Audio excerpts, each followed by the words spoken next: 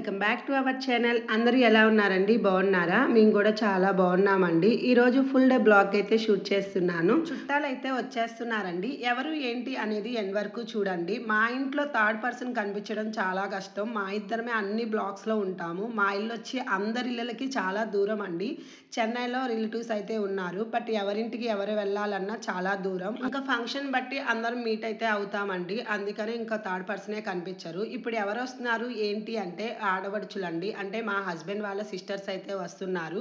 ఏంటి సిస్టర్స్ అంటున్నాను, ఎంతమంది ఏంటి అనుకుంటున్నారా? మా హస్బెండ్కి వచ్చి ఓన్ సిస్టర్ అయితే ఒక్కలే ఉన్నారండి. పిన్ని వాళ్ళ పిల్లలు కూడా వస్తున్నారు. నిజం చెప్పాలంటే మ్యారేజ్ అయిన తర్వాత కూడా మా ఇద్దరమే వచ్చేసామండి. మా వెనకమాలు కానీ నాకు మా పేరెంట్స్ కానీ ఎవ్వరూ రాలేదు. మా ఇద్దరమే వచ్చేసాము. ఏంటి అంటే కొంచెం చాలా దూరం, మీరిద్దరు వెళ్ళండి, వెళ్ళినాక ఒక 2-3 మంత్స్కి మేము వస్తాము. అంటే ఇంట్లో మనకి ఫర్నిచర్ అవి కొనిపెడతారు కదా, ఆ టైంలో వద్దాంలే అనేసేసుకొని ముందు మమ్మల్ని అయితే వెళ్ళిపోమన్నారు.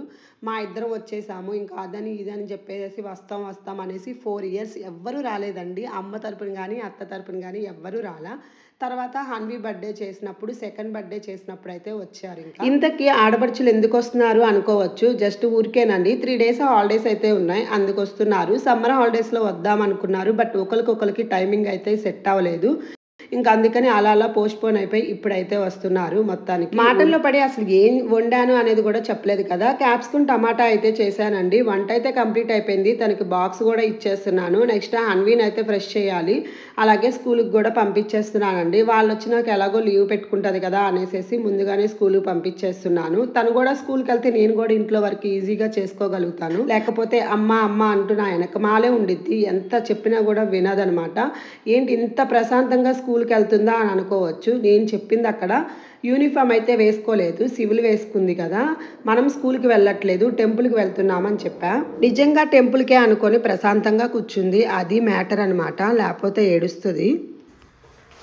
హన్వీని డ్రాప్ చేసి అయితే వచ్చేసానండి. ఇప్పుడు పని వచ్చేపాటికి చాలా పని ఉంది. హస్బెండ్ వాళ్ళ సిస్టర్స్ వస్తున్నారనమాట. వాళ్ళు వచ్చేపాటికి నేను ఇంకా మినప్పప్పు నానబెట్టాలి దోసల పిండికి వాటికి, అలాగే ఇవన్నీ సదరాలి. ఈ 2 racks అయితే నేను అసలు టచ్చే చేయట్లేదండి, అలాగే వదిలేసాను. అసలు ఏమున్నాయి ఏం లేవు అనేది చూసి ఇవన్నీ క్లీన్ చేసేయాలి. అలాగే తడిగుడ్డ కూడా పెట్టాలి. లోపలంతా కొంచెం జిడ్డుగా ఉందనమాట. ఆముదం పెట్టాను, ఎప్పుడో పెట్టాను, అది లైట్గా కారుతుందేమో, ఇదంతా జిడ్డు అయిపోయింది. ఇంక ఈ 2 racks అయితే క్లీన్ చేయాలి. అలాగే నేను మొన్న కూడా చెప్పాను కదా, ఉప్పు కారాలు పసుపులు వేసుకుండేవి, ఏది క్లీన్ చేస్తున్నానో ఏది క్లీన్ చేయట్లేదో తెలియట్లేదు అనేసి రాత్రి అయితే ఈ ప్రొవిజన్స్ అయితే తీసుకొచ్చారండి. ఇంకా అవైతే క్లీన్ చేసేసి వాటిలో కూడా దానికి సదిరేస్తాను. కిచెన్లో పని మాత్రం ఈ 2 racks అట్టి వేయాలి. అలాగే ఈ లైన్ మొత్తం క్లీన్ చేయాలి. ఏది చిన్న అవసరం వచ్చినా ఇక్కడ పెట్టేస్తున్నాను, తీయట్లేదు. ఇంక ఈ లైన్ ఇది అది క్లీన్ చేసుకోవాలి. చాలా పని అయితే ఉంది. ఫస్ట్ అయితే ఫ్రెష్ అయిపోయి దీపం పెట్టేసుకొని వచ్చి ఇవన్నీ స్టార్ట్ చేస్తా. మెయిన్ వర్క్ ఉందంటే కిచెన్లోనే వర్క్ ఉందండి, ఇంకెక్కడా లేదు. హౌస్ క్లీనింగ్ అయితే కంప్లీట్ అయిపోయిందండి. అలాగే షింక్లో గిన్నెలు కూడా ఏమీ లేవు, నైటే క్లీన్ చేసేసాను. అలాగే మార్నింగ్ వంట చేసినప్పుడే కొన్ని గిన్నెలు ఉంటే అవి కూడా క్లీన్ చేసేసా.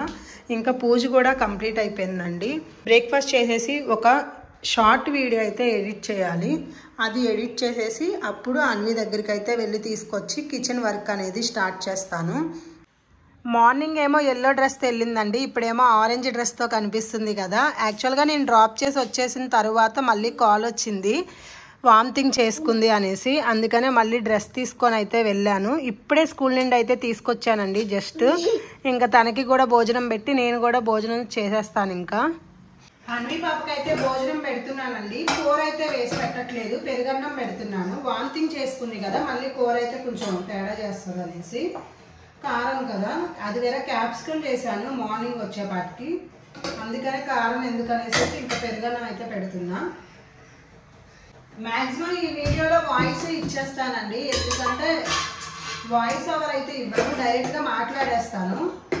ఎందుకంటే వాళ్ళు వచ్చేపాటికి ఈ రోజు నైట్ ట్రైన్ అయితే ఎక్కేస్తారండి, రేపు మార్నింగ్ దిగుతారు. నేను రేపు ఎడిట్ చేసి పెట్టాలంటే, వాయిస్ ఇచ్చి పెట్టాలంటే వాళ్ళు ఉంటారు కదా, కొంచెం కష్టం అవుతుంది.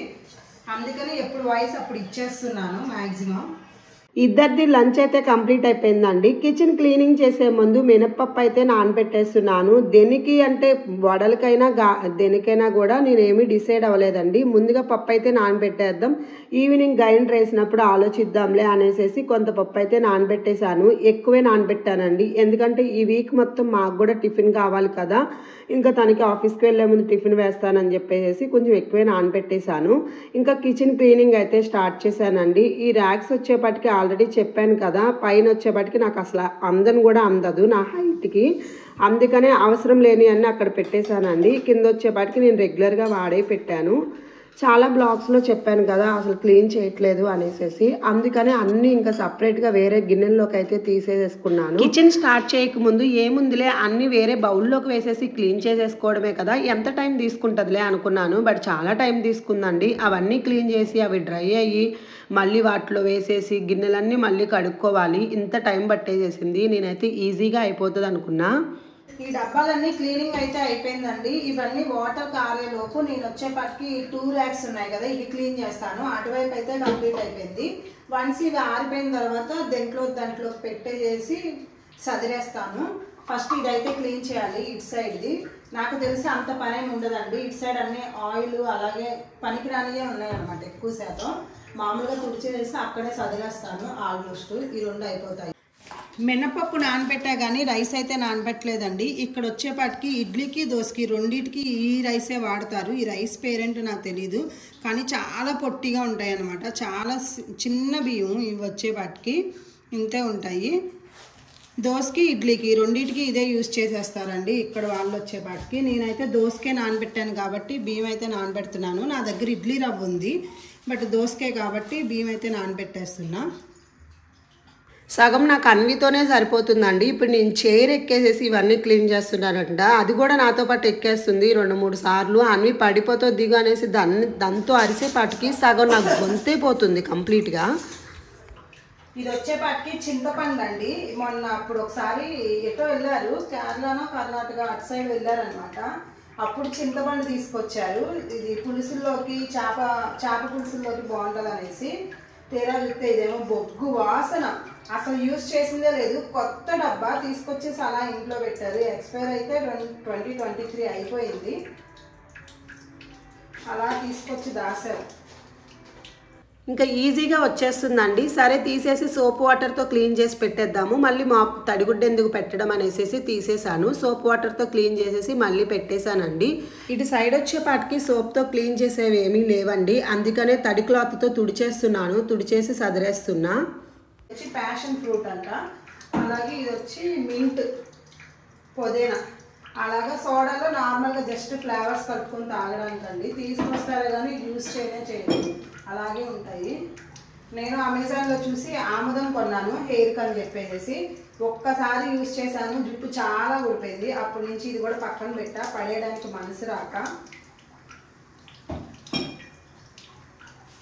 ఈ ఆముదం వచ్చేపటికి హనీకి అప్పుడప్పుడు యూజ్ చేస్తానండి, హెయిర్కి మాత్రమే పెడతాను నైట్ టైం. అలాగా అంటే కొంచెం వేడి చేసింది అలా అనుకున్నప్పుడు ఈ ఆముదం అనేది యూజ్ చేస్తాను. కొన్ని అయితే ఇక్కడ అవసరం లేని అయితే ఇక్కడ పెట్టేశానండి. ఇది వచ్చేపటికేమో నేను అప్పుడప్పుడు యూజ్ చేసే అయితే పెడుతున్నాను. అంతేనండి. ఈ ప్లేస్లో సదవాల్సినవి అయితే ఏమీ లేవు, ఇంకా మిగతా అన్ని డబ్బాలో వేయాల్సిందే. ఆల్మోస్ట్ ఈ చిన్న చిన్న వాటిలో పౌడర్స్ ఉండేవండి, అవన్నీ పడేశాను. ఎందుకంటే అస్సలు యూజ్ చేయట్లేదు. అలాగే కొంచెం పెంకు పురుగులు అంటాం కదా, అవైతే వచ్చేసినాయి. నాకు బాల్కనీలో కానీ లోపలికి కానీ అసలు ఎండే రాదండి. మార్నింగ్ 9:30, 10కి ఆ టైంలో ఎండ వస్తుందేమో కానీ లైట్గా, అసలు ఈవినింగ్ టైంలో అయితే అస్సలు ఎండ రాదు. అందుకని ఇంకా నేను నీట్గా తుడిచేసేసుకుంటున్నాను. తుడిచేసేసుకొని అన్నీ సదిరేస్తాను.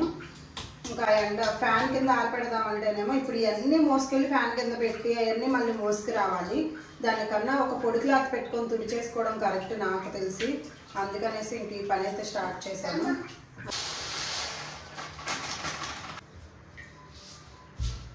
క్లీనింగ్ అయితే అయిపోయిందండి. ఇంకా దాంట్లో పెట్టేస్తున్నాను. మామూలుగా వేస్తుంటే కింద ఒలిగిపోతుందని ఇలాగ పేపర్తో పెట్టేసి వేసేసాను. ఆల్రెడీ ముందు బ్లాగ్లో కూడా చెప్పాను కదండి, ఏదైనా ఒక్కటి చెప్తే 4 రకాలు చేస్తారని. అది నిజమండి. చూడండి, నేను కందిపప్పు తీసుకురా అన్నాను అంతే. కందిపప్పులో రకాలు ఏమీ చెప్పలేదు నేను అసలు. ఎల్లో కందిపప్పు తీసుకొచ్చారు, మీ ముందే ఓపెన్ చేసి వేసాను. అలాగే బద్ద అనమాట, ఆరెంజ్ కలర్ది. ఇది వచ్చేపాటికి కొంచెం తొందరగా ఉడికిపోతుంది, బాగుంటుంది కూడా, టేస్ట్ కూడా. ఇది ఒకటి తీసుకొచ్చారు. అలాగే ఇది వచ్చి సేమ్ ఇదేనండి, ఆరెంజ్ కలర్లో ఉంది కదా ఇదే, కానీ చిన్న సైజు పప్పుకు పప్పు అనమాట. ఇది వచ్చేసి బద్ద కదా, ఇది వచ్చి పప్పు. ఇన్ని రకాలు తీసుకొస్తారు. ఒకటి చెప్పడం పాపం, దాంట్లో ఉన్న పిల్ల జాతి, తల్లి జాతి, వాళ్ళ పిన్ని, పెద్దమ్మ అందరినీ తీసుకొస్తారనమాట. అలా ఉంటుంది మా ఇంట్లో. ఇంకా అన్ని డబ్బాల్లో ఫిల్ చేసేసి ఎక్కడ ప్లేస్లో అది పెట్టేస్తున్నానండి. అంటే సైజుల వారీగా పెడుతున్నాను. ఈ డబ్బాలు తీసుకొని నేను వచ్చి 4 years అయితే అయిపోతుంది. మ్యారేజ్ అయిన కొత్తలో తీసుకున్నాను అనమాట. స్పార్లో తీసుకున్నానండి. ఇప్పుడు వరకు చిన్న గీత కూడా పడలేదు, అంత బాగున్నాయి. క్వాలిటీ అయితే చాలా బాగున్నాయి. ఇంకో సెట్ ఏదైనా తీసుకుందాము అనుకుంటున్నాను. ఇన్ని కవర్స్ ఎక్కడివి అని అనుకోవచ్చండి. ఈ కవర్స్ అన్ని ఒక ర్యాక్లో డస్ట్బిన్ కోసం అని చెప్పేసి ఉంచాను. యాక్చువల్గా డస్ట్బిన్ కవర్స్ యూజ్ చేస్తాం కదా, ఆ ప్లేస్లో ఈ కవర్స్ కూడా యూజ్ చేయొచ్చు. అందుకని చెప్పేసి దాసి ఉంచానండి. బట్ నేనైతే అవి యూజ్ చేయట్లేదు. అందుకని ఇంకా చిరాకేసుకొచ్చి ఇంకా చిన్న కవర్లు, అలాగే పేపర్ కవర్లు అన్నీ పడేద్దాము, ఏదైనా పెద్ద కవర్ ఏదైనా ఉంటే అవి మాత్రమే క్యారీ బ్యాగ్ ఉంచుదాము అనేసి ఇంకా అవన్నీ ఆ ర్యాక్లో అన్నీ తీసేస్తే క్లీన్ చేసేసాను. కనపడిన చెత్త అయితే ఉందండి. ఇల్లు క్లీన్ చేస్తే కానీ అది అర్థం అవ్వదు, ఎంత చెత్త ఉందా అనిపిస్తుంది. రోజు క్లీన్ చేస్తున్నాను కానీ ఇంత చెత్త ఎప్పుడు కనిపించలా. ఆ ర్యాక్స్ అన్ని ఓపెన్ చేస్తే ఇంత వేస్టేజ్ ఉందా అనిపించింది, అంత చెత్త ఉందండి. మొత్తానికి అవన్నీ తీసేసాను. ఓ పక్కన నేను క్లీన్ చేసుకొస్తున్నా, హన్వి బెడ్రూమ్లో మళ్ళీ బొమ్మలన్నీ వేసేసేసి చేసేసింది. కిచెన్ క్లీనింగ్ వచ్చేసేసి అయిపోయిందండి. మొత్తానికి కంప్లీట్ అయిపోయింది. ఈ ర్యాక్స్ అయితే ఏమీ సదరలేదు, ఎందుకంటే ఇవి రెగ్యులర్గా యూజ్ చేస్తాను గిన్నెలు వచ్చేపాటికి, అందువల్ల ఏం సదర్లా, యాస్టీజ్ అలాగే ఉంచేసాను. వచ్చేపాటికి రేర్గా యూజ్ చేస్తాను. మట్టి కుండలు, అలాగే చీమండి గిన్నెలు అంటాం కదా, అవి మాత్రం దీంట్లో ఉంటాయి. అప్పుడప్పుడు యూజ్ చేస్తాను వీటిని కూడా. ఇదండి మొత్తానికి కిచెన్ క్లీనింగ్ అయితే కంప్లీట్ అయిపోయింది. ఇది వచ్చేపాటికి గాజు గ్లాసులు తీసుకెళ్తారు కదా ఆఫీస్కి, అవే ఉంటాయండి, ఇంకేం ఉండవు దీంట్లో. ఫస్ట్ గ్రైండర్లో అయితే పప్పు అయితే వేసేస్తానండి. ఇది వేసేసిన తర్వాత చిన్న పనులు ఉంటాయి కదా, అవైతే చేసేసుకుంటాను. ఇంకో పక్కన చికెన్ కూడా తీసుకొచ్చారు. చికెన్ వచ్చేపాటికి రేపటికండి దమ్ బిర్యానీ చేద్దాం అనుకుంటున్నాను. చికెన్ దాంట్లోకి ఇంకా సూపర్ మార్కెట్కి అయితే వచ్చేసాము. గ్రైండర్లో పప్పు అయితే వేసేసి వచ్చాను. ఎందుకంటే ఎగ్స్, అలాగే కాఫీ పౌడర్ అలా చిన్నవి ఇంట్లో లేవండి. ఇంకా అవి తీసుకుందాం అయితే వచ్చాము కిందకి. ఇంకా అవి తీసుకొని 5కి వచ్చేలోపే గ్రైండర్లో పప్పు అయితే అయిపోయింది. ఇంకా అదంతా సపరేట్ చేసేస్తున్నాను. గ్రైండర్ వేసామంటే చాలు, ఆ చుట్టుపక్కల కూడా కొంచెం పప్పు అనేది తులిపోతూ ఉంటుంది కదా. నేను ఇంకా అదంతా క్లీన్ చేసేసుకున్నానండి. ఇంక ఇది కూడా వాష్ చేసేస్తున్నాను. ఎమ్మటే వాష్ చేస్తేనే ఈజీగా పని అయిపోతుంది, లేకపోతే కొంచెం డ్రై అయినా కూడా చాలాసేపు నానబెట్టాల్సి వస్తుంది. అందుకని ముందుగానే క్లీన్ చేసేసాను. ఇంకా భోజనాలు అయితే కంప్లీట్ అయిపోయినాయి అండి. అన్ని పాపకు కూడా పెట్టేశాను. మార్నింగ్ వండిన కర్రీతోనే అందరం అలా అడ్జస్ట్ అయిపోయాము. ఇంకా ఏ కర్రీ అయితే నేను సపరేట్గా చేయలేదు. ఇంకా రేపు దమ్ బిర్యానీలోకి, చికెన్లోకి అన్ని మసాలాలు వేసేసి ఫ్రిడ్జ్లో అయితే పెట్టేస్తానండి. ముందే మనం ఇలా చేసుకోవడం వల్ల ముక్కకి మంచిగా మసాలా అనేది పట్టేస్తుంది కాబట్టి టేస్ట్ అనేది బాగుంటుంది, అలాగే తొందరగా కుక్ అయిపోతుంది. అందుకనేసి అన్నీ కలిపి పెట్టేశాను. సగం అన్ని మసాలాలు వేసినప్పుడు ఇంట్లో కొంచెం లైట్గా బిర్యానీ స్మెల్ లాగా అనిపిస్తుంది కదా. ఇది వచ్చి లైవ్ చికెన్ అండి, 1.5 అయితే పడింది. మొత్తం బిర్యానీకే యూజ్ చేసేస్తున్నా. మళ్ళీ నెక్స్ట్ డే చికెన్ అయితే తెప్పించేసి కర్రీ లాగా అయితే దీనికి గ్రేవీ చేస్తాను. ఇలా అండి చికెన్ అయితే చేసేసి ఫ్రిడ్జ్లో పెట్టేశాను. పాలైతే ఒక 2 లీటర్స్ తీసుకున్నానండి. పెరుగు కూడా తోడుపెట్టాలి కదా, వాళ్ళు వస్తున్నారే అనేసి పాలైతే తోడుపెట్టేశాను. మార్నింగ్ నుంచి ఇంకా ఏదో ఒక పనిలో ఉంటున్నాను కదా, కొంచెం నీరసం అనిపించేసి కొన్ని అయితే రికార్డ్ చేయాల, స్కిప్ చేసేసాను. ఇల్లు అయితే మాపింగ్ అయితే అయిపోయిందండి. యాస్టీజ్ ఎప్పుడు ఉండేలాగే ఉందిలేండి. మాపింగ్ అయితే పెట్టేశాము. ఎందుకంటే ఆల్రెడీ కిచెన్ నేను వర్క్ చేసినప్పుడు ఆ జిడ్డంతా అన్వి తొక్కేస్తుంది కదా. ఒక గది మాపింగ్ పెట్టి ఇంకో గది పెట్టకపోతే చిరాగ్గా ఉంటుందని అన్ని గదులు మాపింగ్ పెట్టేశాం. అన్వి పాప అయితే నిద్రపోతుంది. ఇదండి నా ఫుల్ డే బ్లాగ్. నచ్చినట్లయితే please do subscribe, like and share and comment. Thanks for watching. మరో వీడియోతో మీ ముందుకు వచ్చేస్తా. Until then bye bye.